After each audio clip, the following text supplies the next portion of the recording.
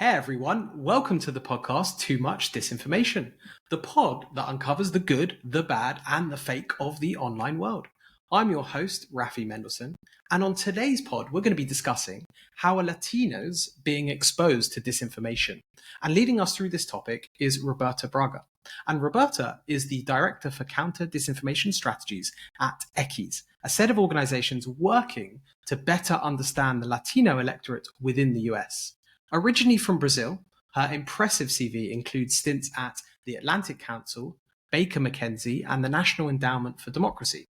Her team has led extensive research on understanding how false narratives take hold amongst the Latino communities and the role of trusted messengers in countering disinformation. So without further ado, let's start the show.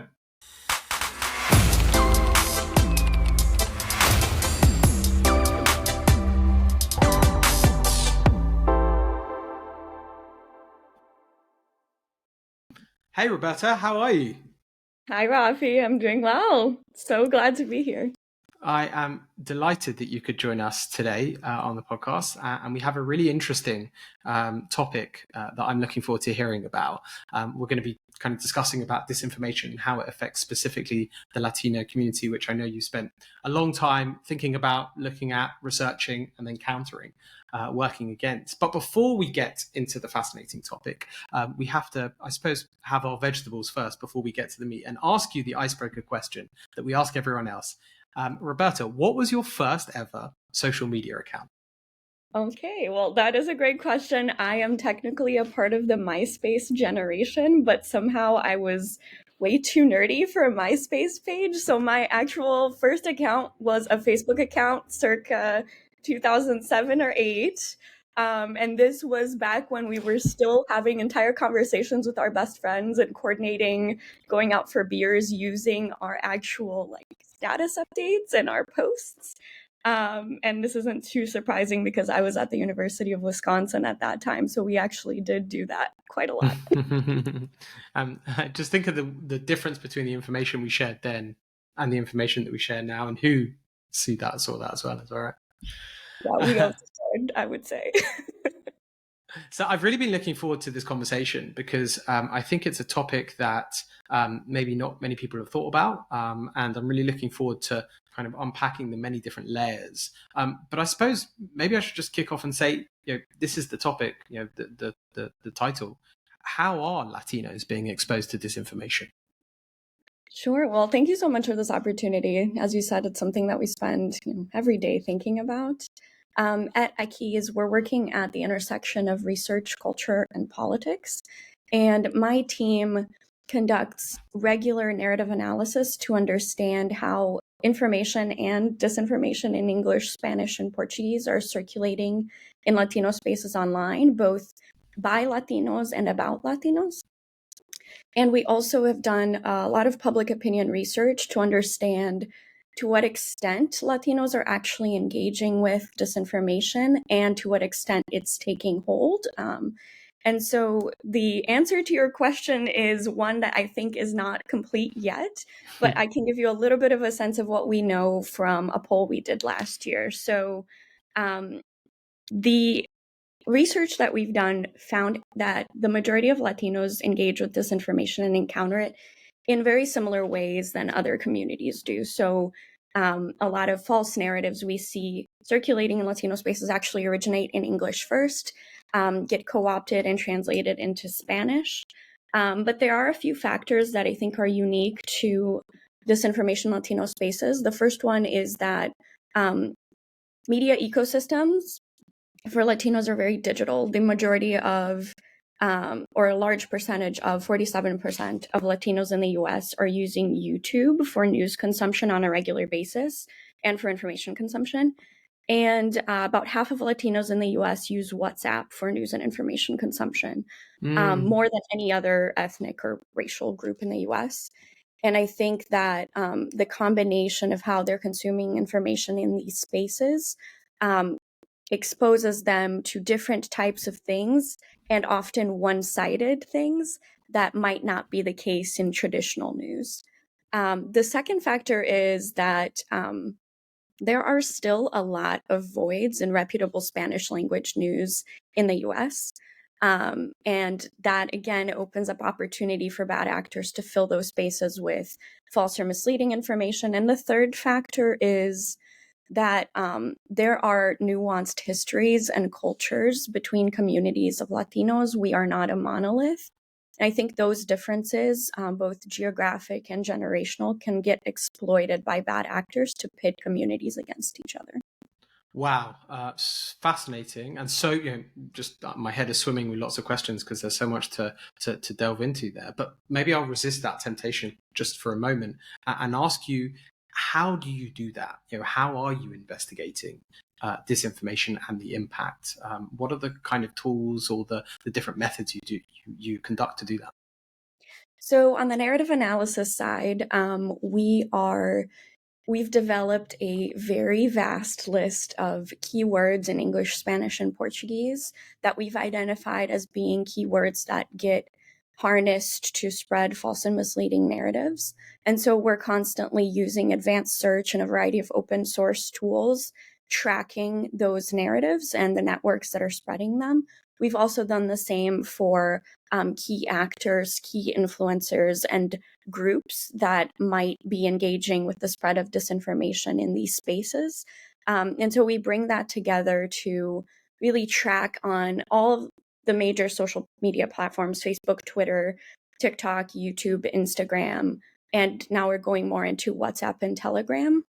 To track how those things are spreading. And then on the public opinion research side, we use traditional polling, surveys, focus groups, interviews to understand how people feel, the extent to which this is influencing their day-to-day lives, and to really talk with them about, how it shapes their decisions.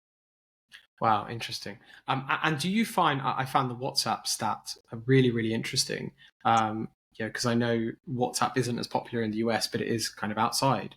But do you also, in terms of usage of social media platforms, do you also see a difference kind of generationally as well as within the community itself?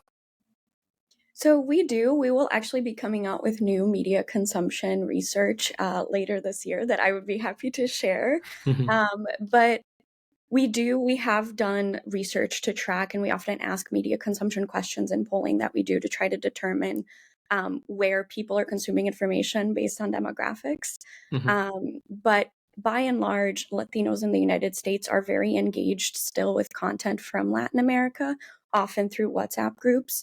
And conversations that are being had in the US influence how they see things happening in Latin America, and things that are happening in Latin America influence how they see things happening in the US. So it's very cyclical. And I think that is a difference that we see with Latinos in certain places in the United States, depending on where they're originally from, how recently they've come to the United States, and how much they keep in touch with family, friends, or networks in the region.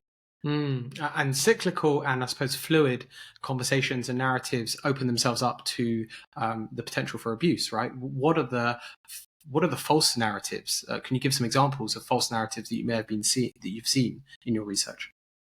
Sure. So we do see a lot of the same or similar false narratives that we would see in other places. So we see misleading information about um, the economy. We see false information about electoral processes and procedures during election time. We've seen hate content circulating about LGBTQ plus communities online. But I would say a lot of those narratives are very similar. The good news is that Latinos are not believing everything they see online. I mentioned we did that poll last year. We tested 16 false narratives with 2,400 Latinos, and each person saw 8 of those narratives. And some were right wing, some were left wing, some were nonpartisan, some were health and placebo. We found that the majority of Latinos that we tested were unsure about whether these narratives were true or false, over 50%. And the people who were seeing and believing that information most often were not low information or low education people like we tend to assume. They were actually the most politically engaged, often college educated, affluent Latinos that would both see and believe disinformation. We actually found that the politically engaged on both ends of the aisle were very willing to believe false information about the opposite side. Wow. Why do you think that is? I would say, I mean, I won't like expand too much on causation based on the poll alone, but I would hypothesize that if people feel like a political affiliation is part of their identity or their values system, that they are then willing to receive information and filter it through that, and they're less willing to kind of reject things that don't reaffirm their pre-existing beliefs. So I do think that people who feel very strongly about one side or the other, they do tend to kind of like pick and choose what matches with their value set and kind of stick to that. And to pull open the curtain from the perspective of malicious actors, right, the ability to spread false narratives is more successful amongst specific types of people, right? They're not looking at 100% of the audience. They're looking at a specific subset, or they're looking for people who have high believability rates. And so would you say that that might be by design on the behalf of malicious actors, that those people on the fringes, based on your research of what you're seeing, actually might be targeted more than others, maybe? Yeah, so we are actually doing a second set of analysis of this poll where we're going to focus on that exact issue, like what are the subgroups being most impacted, and what are the characteristics that lend people to be more believing of disinformation. I think that bad actors certainly think about this and exploit it, but I also think the majority of what we see circulating online, it's not what I would call from my journalism school days, the hypodermic needle effect. It's not the case that like someone is um, injecting someone else with disinformation and that person is receiving it passively. I think the majority of the time it's just people being exposed to misleading things on a day-to-day basis they don't quite know how to react to, or they're just very online and engaging with information from friends and family that they trust, and then they end up spreading it inadvertently. So I think we see a little bit more of that than the first. I'm not sure whether to be kind of happy or disheartened that many of the false narratives or the lines that you are seeing are the same kinds of ones that the rest, of the population are also experiencing. You mentioned the economy and you mentioned elections and policies. Were there specific narratives that were specific to the Latino community that you were seeing as well? I think there are.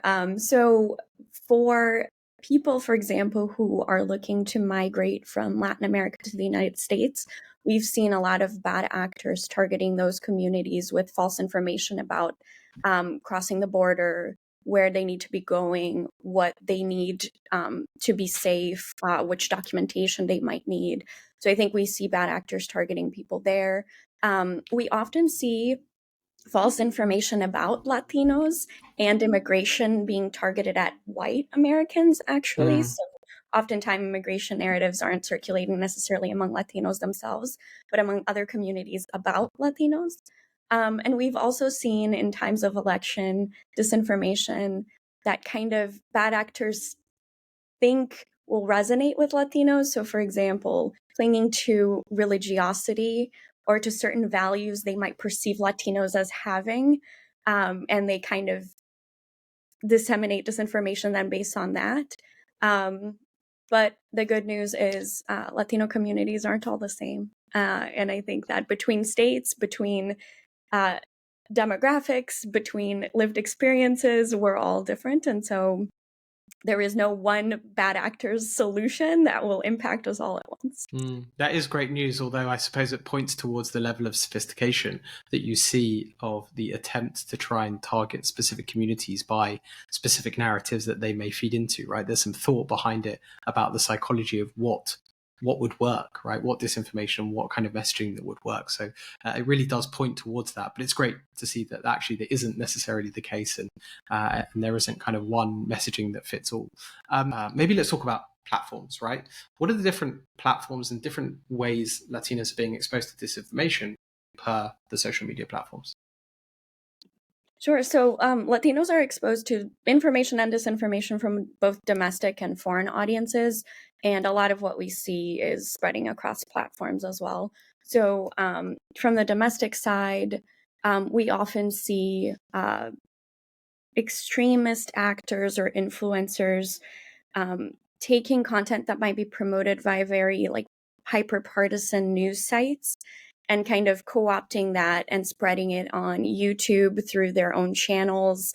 Things like explainer videos on YouTube that might have titles like um, "How Socialism Ruined My Country" or Mm. "Why Family Separation Was Needed to Protect Our Kids from Human Traffickers," like things like that. But that are usually more what we would call sense making videos, not news, right? So it's people who have opinions and are talking about things that are happening in the world. And But then, also very popular videos, right? yeah, some of them. So some Latino influencers have really developed a large following. I think that following is dependent on where you live. In Florida, we track some influencers. In Texas, we track some. But I think that those false narratives often get then amplified by political leaders or others, and vice versa, and it kind of mainstreams some of those things. And then on the foreign side, we've seen the Spanish language disinformation flow being pretty complex. So during the 2020 elections, for example, and I think that we'll likely see this again in 24, we saw YouTube and Facebook pages in countries like Colombia and Argentina and Mexico recycling political propaganda from the US, recycling disinformation that originated maybe in the broader like far right ecosystem. And we see movements amplifying each other. So in the case of the US and Brazil, for example, Brazil's where I'm originally from, we had twin insurrections that happened 2 days and 2 years apart. And a lot of those narratives were very, very similar. And a lot of the trends we saw were very similar between the US and Brazil. Wow. And do you see the difference in kind of language or messaging from language to language? You mentioned that you track three languages, English, Spanish, and Portuguese. And so it's something that we at Cyber often look at, the difference in the languages. It's also something, for example, tangentially, we were looking at Gen AI, for example, when you type in questions in different languages, you get different responses. And so do you see a difference in the kind of narratives, the kind of content or messaging that's in English compared to, say, Spanish?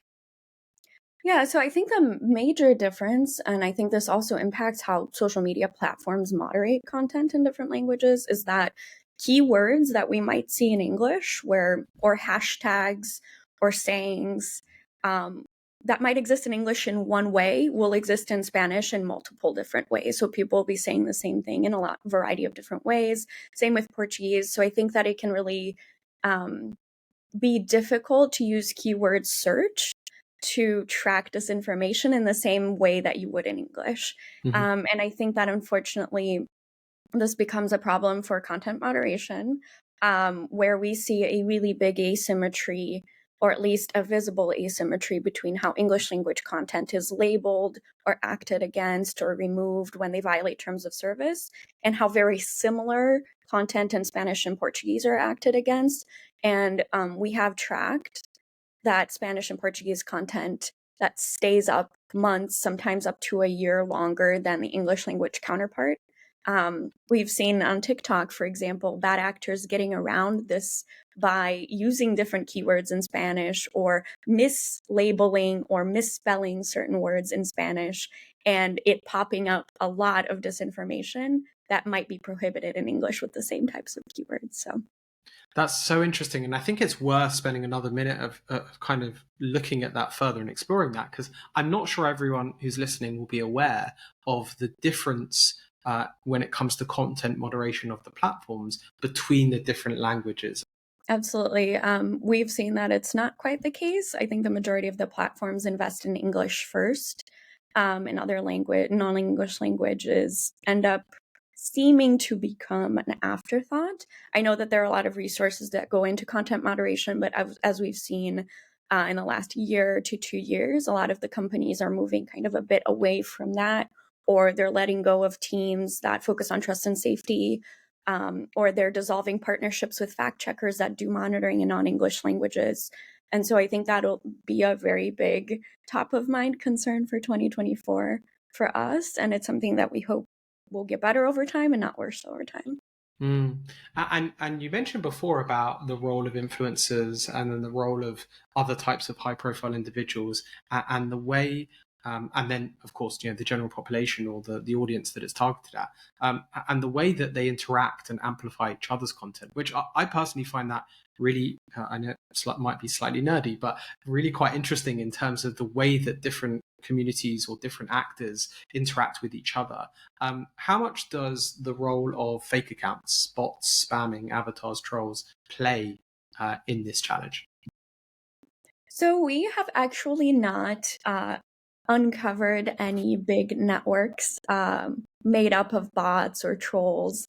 I know other organizations have, but when it comes to US Latinos, we haven't seen anything at scale like that.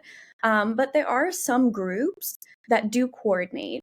It's hard to say if it's inauthentic or inorganic. It might just be organic. But there are a few groups that we monitor. I won't say exactly which ones they are because I don't want to amplify their bad behavior, but we have seen some coordination where different accounts will post the same exact information almost at the same time about Latinos or Latino groups doing that as well.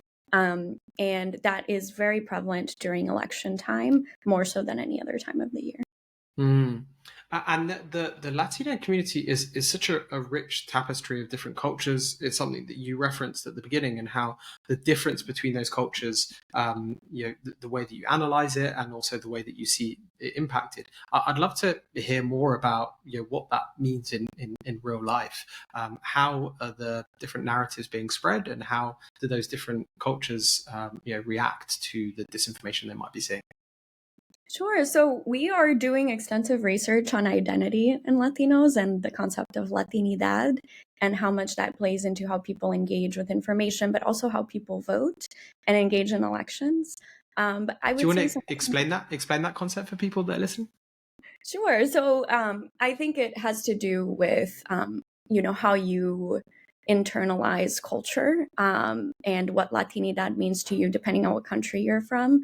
So for me, being from Brazil, for example, there are certain things that kind of make up nostalgia for me, or certain types of information that remind me of my childhood, types of food, types of behavior, things that resonate with me. And that for me is my Latinidad. And I think it plays out differently for different people. Um, it also means how much you identify with being Latino. And I think to your question, depending on where you're originally from, whether you've been in the United States for one generation or multiple generations, whether your family speaks English or Spanish or both languages at home, that all influences how you might identify or engage with being Latino. And I think that plays into then your identity and how much you engage with certain channels or content or cultural influences and things like that. But it does differ between states.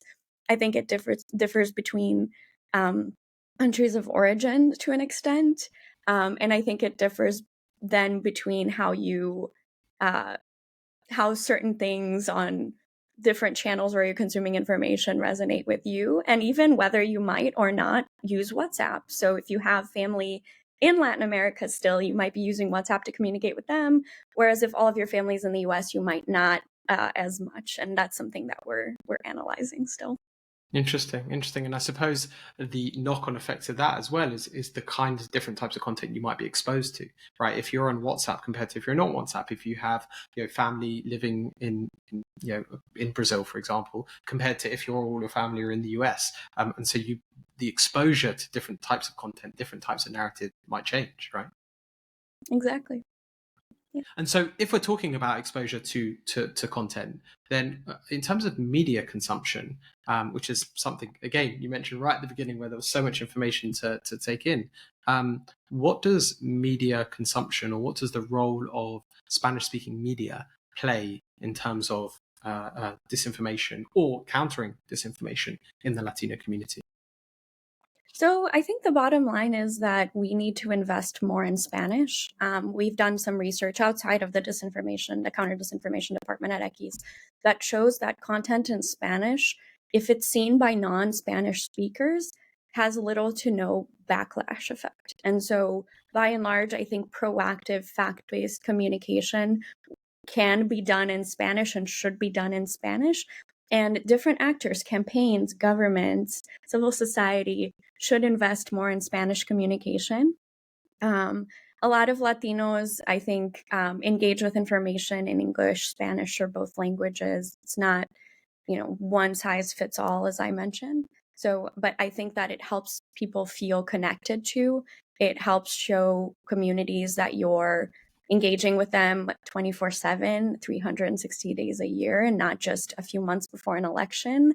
And I think that, our research shows Latinos are a persuasion audience. We're not just a get out the vote audience, right? So you need to be speaking to us and with us constantly throughout the year, and not just right before an election. So, sticking within the traditional media realm, what are the role of journalists when it comes to reporting the news, reporting the facts? Sure. So I think that when it comes to talking about disinformation, sometimes we can end up making this problem seem more big, more at scale than it really is, and inadvertently kind of mainstreaming some narratives that might be happening at the edges. And so I think journalists have a really important role to play in this. And our research has actually shown that local journalists are still very trusted, and it can help reduce uncertainty about disinformation. So I would say journalists should really think about when the right time to run a story is. To whom is the information relevant? Is the information jumping across platforms, or is it still stuck on one maybe fringe platform? Those things are important to consider, I think, because it can have the effect of like turning people away from engaging with voting processes or scaring people off. I also think that getting ahead of disinformation is important. So we talk a lot about inoculation. We talk a lot about pre-bunking. I think for people that are not already very exposed or believing in this information, and as I mentioned, the majority of Latinos are not, there is space for journalists to help explain things before they happen. And we've seen some of that happening ahead of elections about processes in certain states. They should also be doing that in Spanish. And then I would say, by and large, moving away from talking about communities as susceptible, I think we need to be very careful about that term, because there is nothing really inherent about Latinos that make us more easy to fool or more vulnerable necessarily. I think it's more about the environment. And so I think we need to move away from victimizing communities. And then lastly, I would say, don't lead with the claim that you're trying to debunk.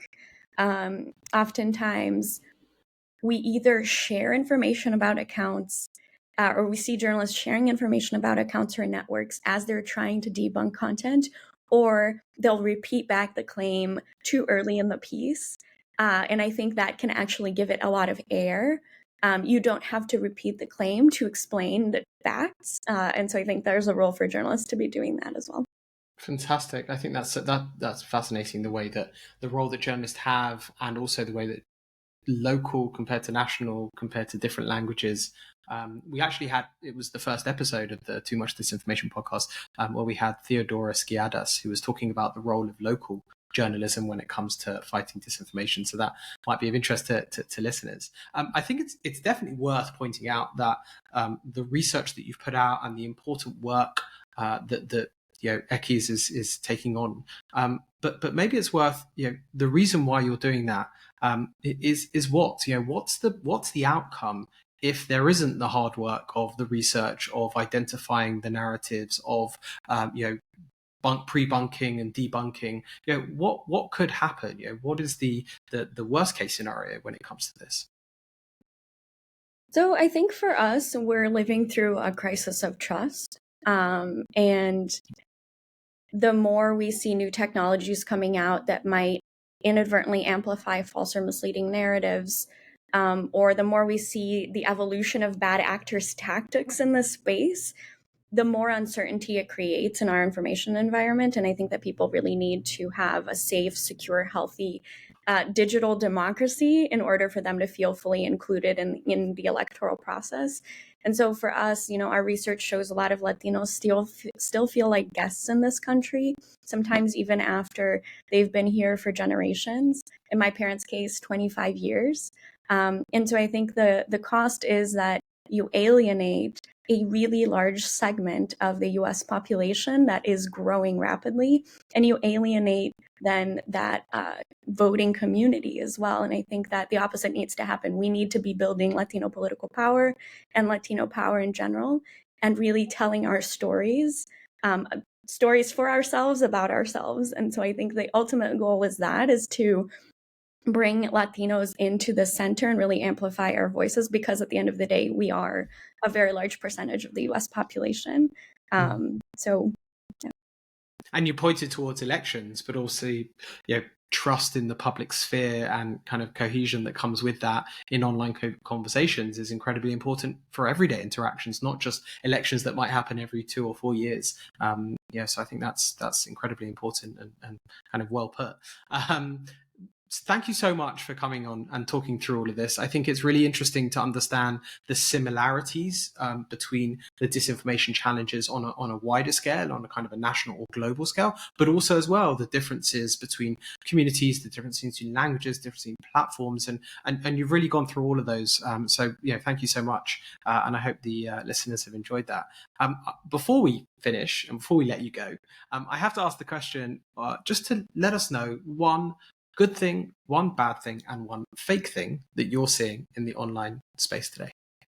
Sure. So one good thing, I would say the global borderless nature of connectivity on social media. One bad thing, the global borderless nature of connectivity on social media. And one fake thing, I would say the way in which social media platforms can magnify or mainstream issues that might not be happening at scale, but that somehow appear to be once we get to talking more about them. And here I would point to issues of polarization. Some research out of Stanford showed that people tend to overestimate by 300 to 400% the extent to which the other side is willing to engage in political violence. And so I think that's very telling. I think the majority of people are not living on the fringes, and they end up getting silenced when we start talking about the more extreme things that are happening. So that's the fake. Amazing. Thank you so much for taking the time to talk it all through. There were some really interesting studies, research that you've done and other organizations. So we'll include as many of those links as we can in the show notes so people can check it out below. But that just leaves me to say, Roberta, thank you so much for coming on. And thank you to everyone who's been listening. Have a great day, everyone.